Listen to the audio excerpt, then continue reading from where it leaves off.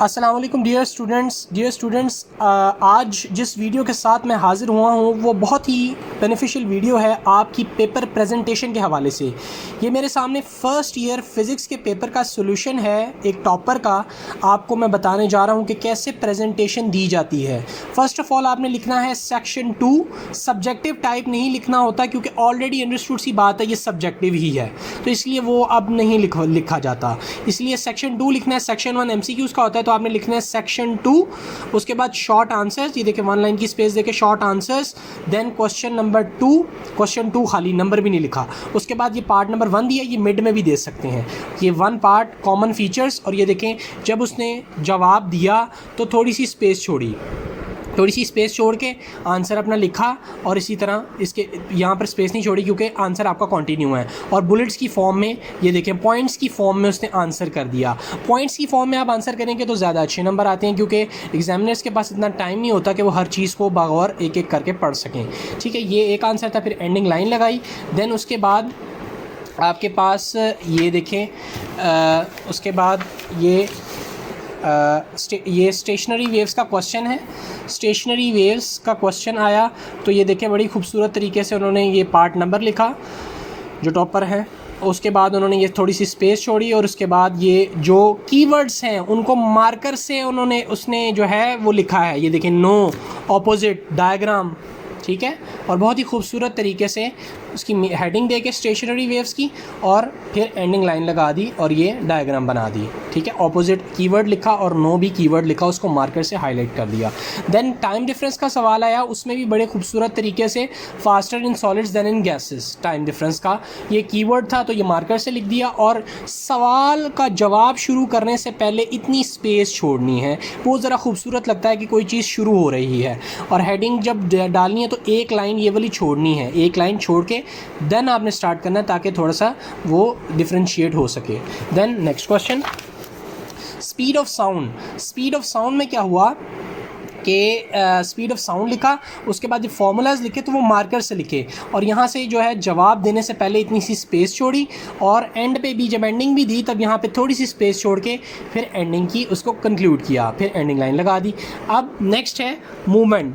अब मूवमेंट, ये फ्रीक्वेंसी के हवाले से सवाल है, तो ये एक डायग्राम दी और बड़ा ही खूबसूरत तरीके से उन्होंने 4 5 6 7 8 लाइन्स में इसका आंसर कर दिया। आपने प्रेजेंटेशन के हवाले से ये गौर करना है कि मिड में आपकी क्या आएगी, ये मेन हेडिंग आएगी। आप साइड पे चाहिए लिख लें नंबर, या मिड में भी लिख सकते हैं, वो ज़रा सेंट्रलाइज ज़्यादा हो जाता है, तो इसलिए मेरे ख्याल से ये साइड पे उन्होंने लिखा है। देन नेक्स्ट हमारा इंट्रोपी का सवाल है। इंट्रोपी में क्या होता है, इंट्रोपी इंक्रीजेज, ये कीवर्ड है, और उसका formula entropy directly proportional to disorder, ये भी मार्कर से लिखा। और सवाल का जवाब शुरू करने से पहले मैं बार बार दोहरा रहा हूँ, थोड़ी सी स्पेस छोड़ें ताकि आपका काम ज़्यादा खूबसूरत लगे। उसके बाद बीट्स का सवाल है, ये देखें, पार्ट नंबर लिखा, हेडिंग दी, और उसके बाद ये बीट्स का सवाल जब शुरू किया तो थोड़ी सी स्पेस छोड़ी। बार बार इसलिए बता रहा हूँ ताकि आपको ज़हन नशीन हो जाए बात। तो स्टूडेंट्स ज़हन नशीन कर लीजिए, मैं इतना सर खपा रहा हूँ तो आप पे कुछ असर होना चाहिए, इसलिए ये देखें। अब उन्होंने बीट्स का सवाल का जवाब दिया बड़े खूबसूरत तरीके से, और फिर एंडिंग लाइन लगा दी। फिर डार्क सेंटर का भी फिर स्पेस दी, रोमन नंबर में 12 लिखा, और ये हेडिंग दी, और उसके बाद क्या हुआ, ये बहुत खूबसूरत तरीके से उन्होंने जवाब दे दिया। और N2 जो है वो कीवर्ड है, तो उसको हाईलाइट किया, न्यूटन्स रिंग्स भी बना दिया, और डार्क सेंटर। आपने जब डायग्राम बनानी है स्टूडेंट्स, तो वो आपने पॉइंटर से बनानी है या मार्कर से बनानी है, पेंसिल से आपने ड्रॉ नहीं करनी। देन क्वेश्चन नंबर 3 आपके पास जो है लॉन्ग क्वेश्चन है, क्योंकि वो क्वेश्चन नंबर 2 के पार्ट से वो शॉर्ट थे। अब क्वेश्चन नंबर 3 ये लॉन्ग आ गया है। यहाँ पर आप एक हेडिंग का इजाफा भी कर सकते हैं। ये कोहेरेंट क्वेश्चन नंबर 3 है, तो यहाँ पर आप ये पार्ट्स में है ना, तो आप इसको, ये क्वेश्चन नंबर 3 अब फर्दर अगला पार्ट है, क्योंकि वो क्वेश्चन नंबर 2 के वो शॉर्ट क्वेश्चन थे, यहाँ क्वेश्चन नंबर 3 के अब आगे पार्ट्स आ गए हैं। ये कोहेरेंट सोर्सेज का भी बड़े खूबसूरत तरीके से उन्होंने हेडिंग दी, और उसके बाद थोड़ी सी स्पेस छोड़ी, और देखें बुलेट्स में बहुत ही खूबसूरत तरीके से जवाब लिख दिए और एंडिंग लाइन लगा दी। देन स्टूडेंट्स नेक्स्ट फिर क्या हुआ, नेक्स्ट में विजिबल लाइट है। विजिबल लाइट का भी बड़े खूबसूरत तरीके से जवाब दिया उन्होंने। ये देखें येस को मार्कर से लिखा और थोड़ी सी स्पेस छोड़ दी और बड़ी खूबसूरत तरीके से अबाउट 5 लाइंस में इसका आंसर कर दिया और एंडिंग लाइन लगा दी। मोर ऑर्डर्स जब आए सवाल आया तो ये D sine theta is equal to M lambda, M is equal to D sine theta by lambda, और ये 2 बुलेट्स में आंसर कर दिए। जब आप नोट्स में भी देखें तो बुलेट्स में आंसर किया होता है, पॉइंट्स में आंसर किया होता है, उसमें ज़्यादा जल्दी आप नंबर्स गेन कर सकते हैं। इसलिए स्टूडेंट्स मैं आपको रेकमेंड करूंगा कि आप पॉइंट्स और बुलेट्स की फॉर्म में जो है जवाब अपने लिखें, और पॉइंट्स की फॉर्म में लिखेंगे तो वो ज़्यादा जल्दी पढ़े जाते हैं, इसलिए उसमें ज़्यादा नंबर गेन होते हैं। ये एंडिंग लाइन लगाई। उसके बाद कंपोनेंट्स में भी ये देखें थोड़ी सी स्पेस छोड़ी जवाब शुरू करने से पहले, और बहुत ही खूबसूरत तरीके से ट्रांसमीटर, ऑप्टिकल फाइबर, रिसीवर, इसको मार्कर से लिखा और इनको एक्सप्लेन कर दिया और एंडिंग लाइन लगा दी। फिर एवरेज वेलोसिटी का सवाल आया। एवरेज वेलोसिटी में भी ये आप मार्कर से लिखेंगे और ये बुलेट्स की फॉर्म में लिख दिया। ये 2 बुलेट्स की फॉर्म में बहुत ही खूबसूरत तरीके से ये जवाब लिख दिया एवरेज वेलोसिटी का। देन आपके पास CP is greater than CV, ठीक है, ये भी बड़े खूबसूरत तरीके से, QP is greater than QV और CP ग्रेटर देन CV, ये भी बहुत ही खूबसूरत तरीके से थोड़ी सी स्पेस छोड़ी और मेन हेडिंग दी और ये लिख दिया। स्टूडेंट्स ये बात ज़रा वाज़े रहे कि मैं आपको प्रेजेंटेशन के हवाले से गाइड कर रहा हूँ, ना कि थ्योरी के हवाले से। प्रेजेंटेशन वाइज मैं आपको पेपर दिखा रहा हूँ कि कैसे प्रेजेंट करना है, इसलिए कोई कमेंट ये फजूल में ना करे कि आपने सर हमें ये थ्योरी वाइज नहीं बताया। मैं पढ़ा नहीं रहा, मैं प्रेजेंटेशन स्किल्स बता रहा हूँ जो मेरे चैनल का मेन मोटिव है। उसके बाद पोलराइड में क्या हुआ, ये रोमन नंबर में 11 ये पॉइंट दिया कि जौन सा सवाल नंबर था। देखिए स्टूडेंट, जो आपको सवाल सबसे अच्छा आता हो ना, चाहे वो आखिरी सवाल ही क्यों ना हो, आपने वो करना है, लॉन्ग नहीं करना। शॉर्ट वाइज जो आते हो वो क्वेश्चन का रिस्पेक्टिव पार्ट आप पहले भी कर सकते हैं। चाहे फर्स्ट करें 8 क्वेश्चन है ना, लेट से अगर ये देखें ये पेपर है ना आपके पास, मैं आपको दिखाता हूँ। स्टूडेंट्स ये देखें, जैसे ये पेपर है ना, क्वेश्चन नंबर 2 है, तो क्वेश्चन नंबर 2 के 12 पार्ट्स हैं, उसमें से आपने 8 करने हैं। तो 8 आपको कोई सा भी अच्छा आता है, 8वां आता है, 9वां आता है, 10वां आता है, तो आप पहले वो करें। जैसे क्वेश्चन नंबर 3 उसमें भी 8 करने हैं, उसमें भी 12 पार्ट्स है, तो कोई से भी 8 आपको जोन सा भी अच्छा आता है, आप पहले वो वाला पिक करें। स्टूडेंट्स कुछ की आदत होती है वो 1 से लेकर शुरू करते हैं। आपको यहाँ से फ़र्ज़ करें आपको 6ठा आता है, 7वां आता है, आप वो 8 पार्ट कोई से भी पूरे कर सकते हैं। आपके पास 4 की चॉइस है क्योंकि 12 हैं, 8 करने हैं, तो आप कोई से भी जो सबसे अच्छा आता है वो सबसे पहले अटैम्प्ट करें और अपना रोल नंबर क्लियरली लिखें, क्योंकि वही आपकी पहचान है। मैं पिछली वीडियो में आपको बता चुका हूँ। स्टूडेंट्स फिर प्रेजेंटेशन की जाने बढ़ते हैं। ये देखें पोलराइड जो है, पोलराइड की हेडिंग दी, 1 स्पेस छोड़ी और थोड़ी सी स्पेस छोड़ के यहाँ से जवाब दिया। और देखें जो टॉपर के जिनका पेपर है उन्होंने ये देखें पोलराइड को मार्कर से लिखा और डायग्राम देखिए मार्कर से बनाई, पॉइंटर या मार्कर से बनानी है ताकि वो मिट ना जाए, क्योंकि बोर्ड में डायरेक्शंस होती हैं कि आपने पेन जो है रिमूवर भी यूज़ नहीं करना होता, रिमूवर वो पहले रखवा लेते हैं, जो इंक रिमूवर होता है ना वो रखवा लेते हैं, इसलिए आपने वो नहीं लेके जाना और मार्कर या पॉइंटर लेके जाना ताकि आप डायग्राम्स इजीली बना सकें। देखें फिर स्मॉल फोकल लेंथ का जवाब बड़े खूबसूरत तरीके से उन्होंने दिया। यहाँ पर स्पेस छोड़ी, मैं बार बार इसलिए बता रहा हूँ ताकि आपको ये बात ज़हन नशीन हो जाए। स्पेस छोड़ी, उसके बाद फॉर्मूला लिखा मार्कर से और उनको पूरे नंबर मिल गए। देन क्वेश्चन नंबर 4 आया, उसके बाद अपीयरेंस ऑफ मून का क्वेश्चन था ये, तो ये थोड़ी सी स्पेस दी और फिर अपना जवाब बड़ी खूबसूरत तरीके से उन्होंने लिख दिया और एंडिंग लाइन लगा दी। और पावर लॉस का भी सवाल आया। पावर लॉस में ये देखे 2 पॉइंट्स मेन उन्होंने हाईलाइट किए विद एरो हेड, तो स्पेस दी थोड़ी सी और जवाब लिख दिया। ब्लू लाइट का भी इसी तरह स्पेस दी थोड़ी सी, हेडिंग दी ब्लू लाइट, और ये यहाँ पर पार्ट नंबर भी लिखना है ताकि पता लगे कौन सा पार्ट है। जौन सा पेपर के अंदर पार्ट होगा वही लिखना है स्टूडेंट्स, जौन सा पेपर के अंदर पार्ट है अपने से पार्ट नहीं लिखना, अपनी नंबरिंग नहीं देनी, ठीक है। और उसके बाद ये देखें स्पेस, देन फार्मूला ये लिख दिया इसका, ठीक है, D/1.22 पाए। स्टूडेंट्स देखें कलर्ड एजेस का सवाल आया, उसी तरह हेडिंग दी, पार्ट नंबर दिया और उतनी स्पेस छोड़ के और बड़े खूबसूरत तरीके से उन्होंने जवाब दिया और हेडिंग लाइन लगा दी। कॉलीमेटर का सवाल आया, थोड़ी सी स्पेस दी, पार्ट नंबर लिखा, हेडिंग दी और उसको डबल लाइन, ये डबल लाइन हो जाती है। मार्कर 605 को ना बीच में से दरमियान से कट करेंगे तो ये डबल लाइन आ जाती है आपकी। फिर उसको बड़े खूबसूरत तरीके से जवाब दिया और ये डायग्राम बनाई विद मार्कर और एंडिंग लाइन लगा दी।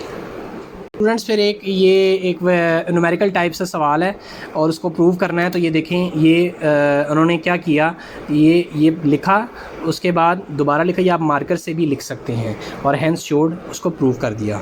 स्टूडेंट्स उसके बाद आपके पास लॉन्ग आंसर्स हैं सेक्शन 3 के नाम से, ये सेक्शन 3 के नाम से होते हैं, ठीक है। ये स्टूडेंट्स आपने सेक्शन 2 नहीं लिखना, ये आपने सेक्शन 3 लिखना है, क्योंकि लॉन्ग क्वेश्चंस सेक्शन 3 के नाम से होते हैं, ठीक है। उसके बाद लॉन्ग आंसर्स लिखा, क्योंकि लॉन्ग क्वेश्चन ही long answers. Question number 6 A part diffraction of X rays, X rays diffraction का सवाल है। एक्सरेज की हेडिंग दी, दैन 3 लाइन्स में ये लिखा और 10-10 उसकी ऑर्डर लिख दिया, यानी कि उसको मार्कर्स हाईलाइट कर दिया। Need of crystals for diffraction दिया और उसको बड़े ही खूबसूरत तरीके से, ये देखें, इतनी सी स्पेस छोड़ के विद टू फिंगर स्पेस दे के ये आंसर लिखना शुरू किया। ये देखें आगे ये आंसर दिया हुआ है बड़े ही खूबसूरत तरीके से। ये देखें, डायफ्रैक्शन ग्रेटिंग 10-10 मीटर और डायफ्रैक्शन पैटर्न, फिर derivation of Bragg's law, study of crystals की हेडिंग दी। उसके बाद ये बड़े ही खूबसूरत तरीके से देखें किस तरह प्रेजेंट किया हुआ है।